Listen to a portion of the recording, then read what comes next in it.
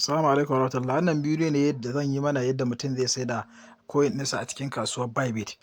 Musamman yanayin dogs da zamu ci kasuwar shi. So idan mutum ya shiga cikin Bybit, daga nan ƙasa hannun dama akwai inda aka sa asset gashi nan, sai ka danna kan asset ɗin. Idan ka danna kan asset ɗin, so akwai abubuwa guda biyu, shine akwai pending account da kuma unified trading account. To suna sa mutum a cikin pending account daidai sanda aka turo mai abu. Sannan nan wajejen da muke gani, wannan total ɗin kuɗin mutum ne da yake cikin Bybit, ko coin nawa ne da kai suna haɗa jimillar wannan coin ɗin. To amma shi dogs ba za mu ga kuɗi a nan ba har sai lokacin shiga shi kasuwa ya yi, ya shiga kasuwa shine an ɗora kuɗi za mu iya gani. So amma mu kafin ya shiga kasuwar za mu je mu yi tanadin yadda za mu yi sai da shi. So da haka idan ka shigo cikin asset ɗin nan, kawai abin da za ka yi in dai dogs ɗinka ya sauka, kawai sai ka danna kan transfer ɗin nan. Kana danna kan transfer, za ka shiga nan ɗin nan dai sai ka yi sacin ɗin coin ɗin da za ka yi transfer ɗin shi. Idan muka shiga ciki a sama ga wajen sacin nan, sai mu rubuta dogs, sai mu taɓa kan shi. Idan muka taɓa kan shi, abin da za mu yi shine sai mu zo mu danna nan maximum.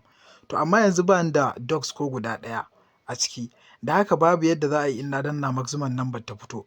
So amma zan ba mu misali da coin ɗin da nake da shi. Da haka dogs ɗin naka in dai an turo ma shi, to kana yin haka za ka ga a nan wajen available za ka ga number shi, sai ka danna maximum ka danna confirm, shikenan ka yi transfer.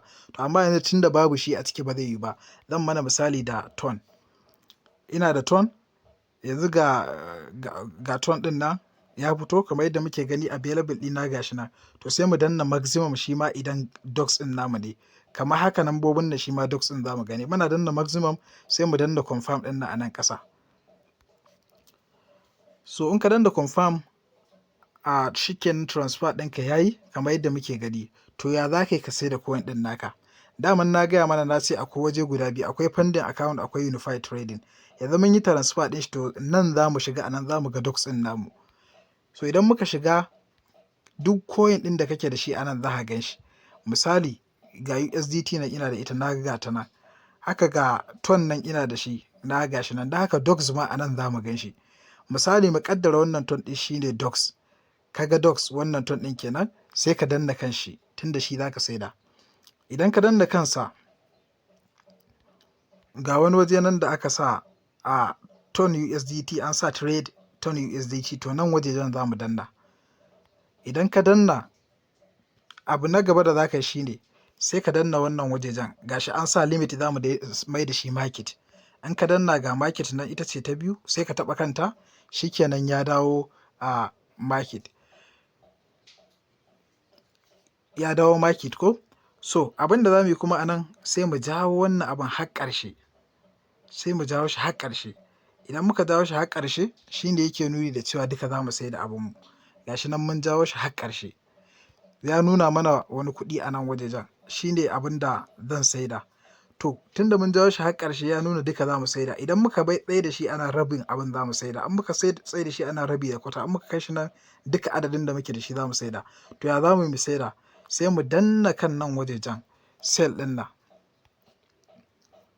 Muna danna kan sell, sai mu ƙara danna kan wannan sell ton ɗin nan. To shikenan an ce an saida mana wannan ton ɗin.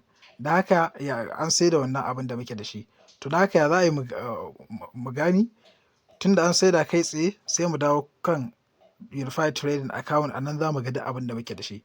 To kamar yadda kuke gani, yanzu gashi nan ina da USDT a ciki. Maimakon da ton da nake da shi na wajen dala nawa ne, to yanzu sun maida min shi USDT. Shikenan mutum ya gama saida abinsa, ba wani abu kuma da za a ƙara. So wannan shi ne.